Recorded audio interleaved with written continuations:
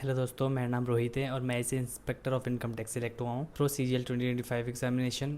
इस वीडियो में हम मैथ्स के स्ट्रेटजी के बारे में डिस्कस करेंगे। उससे पहले मैं आपको एक इंपॉर्टेंट चीज़ बताता हूँ। मेरा इंग्लिश का स्कोर 135 आउट ऑफ 135 रहा है CGL मेंस में, और मेरा मैथ्स का स्कोर 82 आउट ऑफ 90 रहा है, 2 सिली मिस्टेक हो जाने की वजह से। इंटरेस्टिंग चीज़ ये है कि मेरी मैथ्स मेरी इंग्लिश से कई ज़्यादा बेटर है। तो इससे मैं आपको मेनली ये चीज़ बताना चाह रहा हूँ कि आप SSC में एग्जाम में सिलेबस करोगे, सब कुछ करोगे, और जो सबसे इंपॉर्टेंट रोल जो होता है वो प्रैक्टिस एंड मॉक टेस्ट का होता है। जब तक आप प्रैक्टिस और मॉक टेस्ट पर अपना 50% से ज़्यादा टाइम नहीं दोगे तब तक आप चीज़ें नहीं कर पाओगे, क्योंकि सिलेबस हालांकि टाइम लेता है, सब कुछ करता है, बट आपके जो मार्क्स बढ़ाने का काम करता है वो बेसिकली आपका प्रैक्टिस और मॉक टेस्ट ही करेगा। सिलेबस करने से आपके मार्क्स कभी नहीं बढ़ेंगे। आप 70-80% सिलेबस भी कर देंगे तो आप जब तक आप प्रैक्टिस और मॉक में अपना टाइम इन्वेस्ट नहीं करेंगे तब तक आपके मार्क्स इंप्रूव कभी नहीं होंगे। तो ये गोल्डन एडवाइस रहेगी कि आप अगर आप बिगिनर हैं आप या फिर आप इंटरमीडिएट हैं तो आप जल्दी से जल्दी अपना सिलेबस कंप्लीट करो और उसके बाद में प्रैक्टिस और मॉक टेस्ट पर अपना मैक्सिमम टाइम दो, ताकि आपके मार्क्स ज़्यादा से ज़्यादा इंप्रूव हो सके। क्योंकि आपको अपने आप को मेंटली एग्जाम डे के लिए प्रिपेयर करना पड़ेगा। वहाँ पर बहुत सारी कंडीशंस बनती है। हमें लगता है कि चीज़ें सिर्फ पढ़ लेने से या फिर एक बार चीज़ें कर लेने से वहाँ पर हम बहुत अच्छा कर लेंगे, पर वहाँ पर अच्छा करने के लिए आपको अपने आप को मेंटली रेडी करना पड़ेगा। वहाँ के लिए मेंटली ट्रेनिंग देनी पड़ेगी अपने माइंड को कि अगर कोई क्वेश्चन नहीं आ रहा है तो उसमें कैसे हैंडल करना है। कोई हार्ड क्वेश्चन में आपने हमेशा चीज़ें स्मूथली नहीं होती है, हो सकता है आप एक बार किसी हार्ड क्वेश्चन में टाइम वेस्ट कर दे, तो अपने आप को अगेन अगले क्वेश्चन के लिए कैसे रेडी करना है, अपने आप को मेंटली प्रिपेयर करना पड़ेगा। तो वो सारी चीज़ें आप प्रैक्टिस और मॉक टेस्ट से सीखेंगे। तो इस चीज़ में आपको ज़्यादा फोकस करने की जरूरत है। अब हम मैथ्स की स्ट्रेटेजी के ऊपर आते हैं। तो मैथ्स में देखो, सबसे पहले दो टाइप के स्टूडेंट जनरली होते हैं। एक वो स्टूडेंट होते हैं जिनको कि मैथ्स में इंटरेस्ट होता है और वो काफ़ी थोड़ा ठीक ठाक होते हैं। दूसरा वो स्टूडेंट होता है जिनको थोड़ा सा मैथ्स से फियर रहता है। कमजोर वो भी नहीं होते, बट शुरू से उन्होंने थोड़ा अच्छे से पढ़ा नहीं होता है तो उनको थोड़ा सा फियर रहता है कि मैं मैथ्स नहीं कर पाऊंगा। तो दोनों टाइप के स्टूडेंट में स्ट्रेटेजी में ज़्यादा फर्क आता नहीं है। बस अगर आपको थोड़ा सा मैथ्स से फियर है या फिर आप थोड़े से वीक हो तो आपको इस चीज़ का ये ध्यान रखना पड़ेगा कि आप फैकल्टी थोड़ी सी सोच समझ कर चूज करो। मैं यहाँ पर आपको बता दूंगा कि बिगिनर फ्रेंडली, अगर आप थोड़ा सा ज्यादा बेसिक से पढ़ना चाहते हैं एक बार स्टार्टिंग में, तो कौन कौन से फैकल्टी से मैं यहाँ पर आपको नाम दे दूंगा, आप देख सकते हैं। उसके अलावा आपको ज्यादा फर्क नहीं आएगा, क्योंकि जो ठीक ठाक है मैथ्स में वो जो पढ़ेगा वही आप पढ़ना है, बस फैकल्टी का आप ध्यान रखिएगा। सेकंड चीज हम कोर्सेज के बारे में बात कर लेते हैं, क्योंकि मैथ्स में बेसिकली आपको खुद से पढ़ना थोड़ा लॉजिकल है नहीं। मतलब आज के टाइम पे जो कॉम्पिटिशन है, आपको बेटर यही कि आप किसी टीचर के साथ से कोर्स सिलेबस करो और जल्दी से जल्दी सिलेबस करके फिर प्रैक्टिस और मॉक टेस्ट दो। आजकल वैसे काफी डिबेट का टॉपिक है कि आपको शॉर्ट कोर्सेज जो आजकल ट्रेंड में चल रहे हैं कि तो 50 घंटे 100 घंटे में कंप्लीट मैथ्स करा रहे हैं, और एक जो 500-600 घंटे का जो सिलेबस का कोर्स है काफ़ी सारे ओल्ड टीचर्स वगैरह का। तो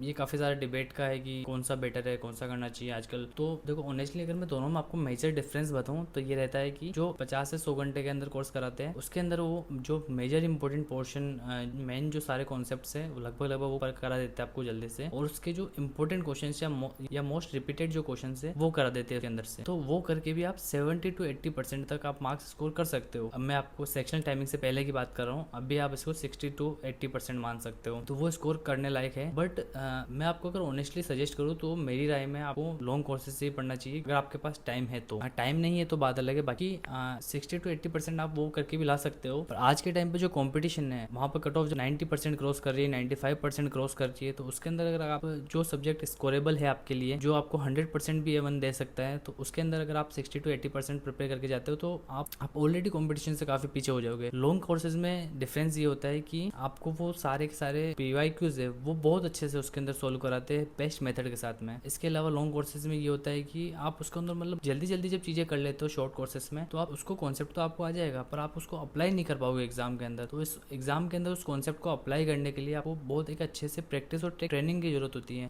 जब आप लॉन्ग कोर्सेज में सारी चीजें धीरे धीरे पढ़ोगे तो आप मेंटली अपने आप को डेवलप कर पाओगे। जब आप टीचर के साथ हर एक PYQs को प्रैक्टिस करोगे, मेंटली उस चीज के लिए ट्रेन हो पाओगे कि आपको कहाँ पर ऑप्शन की हेल्प लेनी है, कहाँ पर आपको डिजिटल सम लगाना है, कहाँ पर आपको अप्रोक्सीमेशन का यूज करना है, और सबसे इंपॉर्टेंट कि आप कहाँ पर आपको क्वेश्चन को सेव करना है। क्योंकि जब आप हर एक क्वेश्चन को टीचर के साथ प्रैक्टिस करोगे आप अपने आप को मेंटली इतना डेवलप कर लोगे कि आप क्वेश्चन को पढ़ के ही उसका आइडिया लगा पाओगे कि आपको उसमें टाइम देना चाहिए या नहीं देना चाहिए, तो जल्दी से स्किप करना चाहिए। तो ये सारी चीजें आप उसके अंदर ज्यादा बेटर तरीके से, ऑल दो अगर आपके पास टाइम नहीं है या टाइम कम है तो आपके लिए बेस्ट ऑप्शन ऑब्वियसली वही है। मतलब आपको भी एग्जाम देना है और आप फिर 1 साल का कोर्स करोगे तो वो कोई सेंस बनाता नहीं है। ऑब्वियसली आपको फिर 1 महीने 2 महीने वाले कोर्स में ही जाना पड़ेगा। बट अगर आपके पास टाइम है तो मैं सजेस्ट करूंगा कि आप जो लॉन्ग कोर्सेज अवेलेबल है कम से कम 400-500 घंटे के, जिसमें उन्होंने पिछले 5-7 सालों के सारे हर एक PYQ को अच्छे से बेस्ट मेथड के साथ बताया है, वो आपको करना चाहिए। मैं आपको बाकी दोनों की लिस्ट प्रोवाइड कर दूंगा, जो शॉर्ट कोर्सेज में कराते हैं, जो लॉन्ग कोर्सेज में कराते हैं, स्टूडेंट्स को भी ध्यान में रखते हुए कराते हैं, हर एक की मैं आपको लिस्ट प्रोवाइड कर दूंगा। उसके अंदर से आप सबके डेमो वीडियोस देख सकते हैं, आप चूज कर सकते हैं उनमें से, और आपको जल्दी से जल्दी सिलेबस कंप्लीट करना है। चाहे आप लॉन्ग कोर्सेज भी ले, ऐसा नहीं कि आप बिल्कुल धीरे धीरे कोर्स करें, मैक्सिमम टू मैक्सिमम आपको 6 मंथ्स के अंदर सिलेबस कंप्लीट कर लेना है। तो अब आपका सिलेबस होने के बाद में जिनकी में ठीक है तो वो डायरेक्टली मॉक टेस्ट पर जंप कर सकते हैं। पर जिनको लगता है कि उनको थोड़ा सा भी और पॉलिश करने की जरूरत है,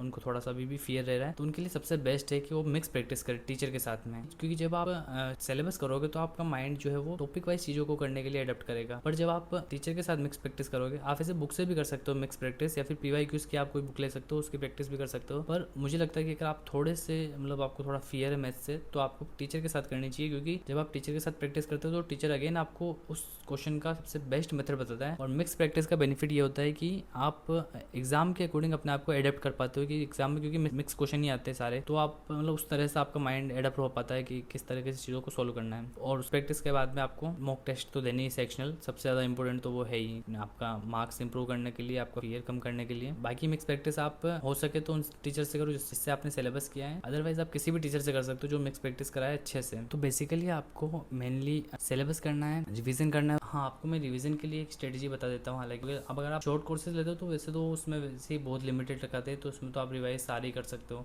पर अगर आप लॉन्ग कोर्सेज वगैरह लेते हो तो उसमें रिवाइज करना थोड़ा मुश्किल हो जाता है। तो उसके लिए आपको ऐसा फॉलो करना है कि आपको अगेन चीज़ों को मार्क करना पड़ेगा। तो उसके अंदर आपको चीज़ों को मार्क करना पड़ेगा कि आपको कौन सा फिर से रिवाइज करना है। तो थ्योरी तो रिवाइज करने में ज़्यादा टाइम लगता नहीं है, पर आप जो क्वेश्चंस वगैरह हैं तो जब आप सोल्व करो तो आपको लगे कि ये वाला मुझे अभी मतलब वापस करना चाहिए सोल्व, तो उसके अंदर आप मार्क कर दो। लेकिन जब आप उसको नेक्स्ट टाइम रिवाइज करो तो उसको अगर आपको फिर से लगे कि नहीं एक बार और रिवाइज करने की जरूरत है, तो उसको फिर से एक और मार्क कर दो, डबल टिक कर दो उसके ऊपर। ऐसे करके आप जब आप हर बार रिवाइज करोगे और हर बार आपके मतलब कुछ क्वेश्चंस की संख्या कम होती जाएगी अगली बार रिवीजन करने के लिए। इस तरीके से मतलब बहुत कुछ लिमिटेड क्वेश्चंस बचेंगे आपके लास्ट में जो आपको बार बार रिवाइज करने पड़ेंगे। अदरवाइज आप मेनली चीज़ें इतनी बार रिवाइज कर चुके होंगे कि आपको वापस रिवाइज करने की जरूरत नहीं पड़ेगी। और आप उसको शेड्यूल कर सकते हैं कि आपको फर्स्ट टाइम आपने पढ़ी उस टाइम कर लिया, देन आपने चैप्टर कंप्लीट किया, उसके बाद रिवाइज कर लिया उसको। और बाकी उसके बाद में देखो, जब आप फर्स्ट टाइम उसको करोगे उसके बाद चैप्टर कंप्लीट हो जाएगा तब करोगे। उसके बाद में आप कोशिश करो कि आप उसके PYQs वगैरह प्रैक्टिस करते रहो, या फिर उस टॉपिक के क्वेश्चन प्रैक्टिस करते रहो, कि उससे रिवीजन आपका जल्दी से हो जाएगा। अदरवाइज आप फिर से उसको रिवाइज करने बैठोगे ना, एक तो टाइम टेकिंग ज़्यादा होगा और बोरिंग बहुत ज़्यादा हो जाता है। तो अगेन आप पे डिपेंड करता है, अगर आप कर सकते हो तो कीजिए, अदरवाइज आप उसके मतलब कुछ क्वेश्चंस लगा लो थोड़े दिन में, ताकि आपका वो अगेन वापस से रिवाइज हो जाएगी चीज़ें, क्योंकि वो इंटरेस्टिंग भी लगता है आप जब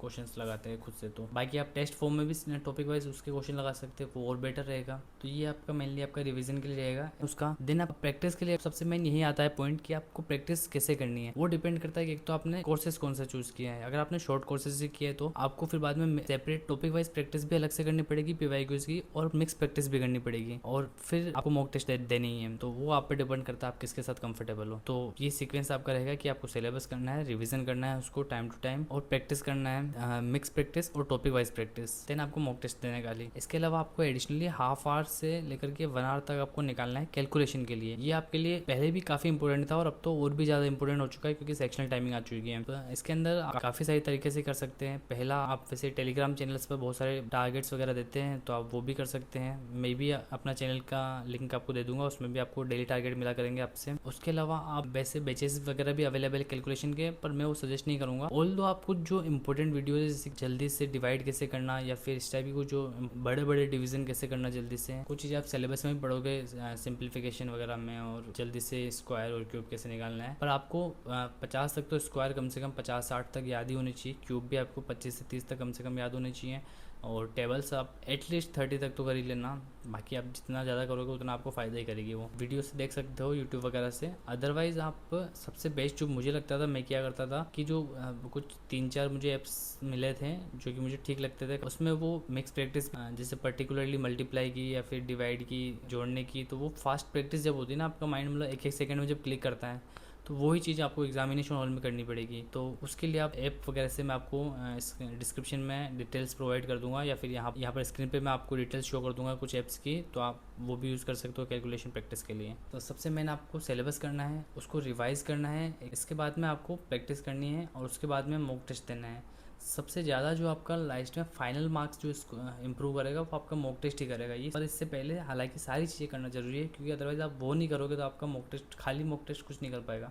that's all about the mathematics. तो बस सिलेबस एक ही टीचर से करिएगा, थोड़ा सा रिसर्च कर करके आप डेमो वीडियोस देख करके सर्च कर लेना, पर एक बार सिलेक्ट करने के बाद टीचर चेंज मत करना। सिलेबस जल्दी से जल्दी कंप्लीट करना, और एक ही टीचर से करना, देन प्रैक्टिस आप वेरियस टीचर से कर सकते हो। थोड़ा सा टाइम टेकिंग होता है मैथ्स, बट स्कोरेबल भी होता है। Revision, practice and mock test, और बाकी थोड़ा सा एक्स्ट्रा टाइम कैलकुलेशन के लिए। इसके अलावा आपको और कुछ भी करने की ज़रूरत नहीं है।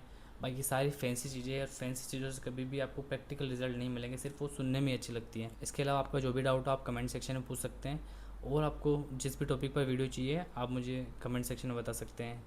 Thank you.